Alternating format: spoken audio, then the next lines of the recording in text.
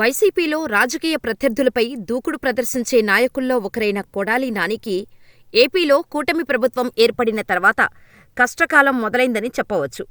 గుడివాడలో నాని ఓటమి తర్వాత హైదరాబాదుకు పరిమితమయ్యారు. అప్పటినుంచి గుడివాడకు దూరంగా ఉంటున్నారు. చుట్టంచూపుకు వచ్చినట్టు గుడివాడకు వచ్చి వెళ్తున్నారు. వైసీపీ ప్రభుత్వ హయాంలో జరిగిన మట్టి తవ్వకాలు, అక్రమ చేపల చెరువుల తవ్వకాలు, భూకబ్జాలపై పోలీసులకు ఫిర్యాదులు అందటంతో కూటమి ప్రభుత్వం అధికారంలోకి వచ్చిన వెంటనే నాని అనుచరులు అజ్ఞాతంలోకి వెళ్లిపోయారు. గుడివాడలో కొడాలి నాని అనుచరులపై పలు కేసులు నమోదవటంతో ఇప్పటికే పలు కేసుల్లో నాని అనుచరులను కూటమి ప్రభుత్వం అరెస్ట్ చేసింది. నాని ప్రాణస్నేహితుడు వల్లభనేని వంశీ అరెస్టు కావటం, కోర్టు నుంచి బెయిల్ వచ్చినా ఇంకో కేసులో అరెస్టవటం, నెక్స్ట్ టార్గెట్ నానినే అంటున్నారు. ఆ భయం నానిలో కూడా మొదలైందని అంటున్నారు. ఇది నిజమేనా? మాజీ మంత్రి కొడాలి నాని చిక్కుల్లో పడ్డారా? ఆయనపై లుకౌట్ నోటీసులు జారీ అవటం నిజమేనా? నాని అమెరికా పారిపోయే ప్రయత్నాల్లో ఉన్నారా? అసలు నానికి పాస్పోర్టు ఉందా? విజిలెన్స్ విచారణ జరుగుతుండగా నాని ఎక్కడికి వెళ్లాలనుకుంటున్నారో ఈ వీడియోలో తెలుసుకుందాం. వైసీపీ ప్రభుత్వ హయాంలో టీటీడీపై తీవ్రస్థాయిలో విరుచుకుపడటంతో పాటు చంద్రబాబును, లోకేష్ను వ్యక్తిగతంగా దూషించటంతో టీడీపీకి టార్గెట్గా మారారు. దీంతో ఆయన విదేశాలకు వెళ్లిపోకుండా నోటీసులు జారీ చేసినట్టు ప్రచారం జరుగుతోంది.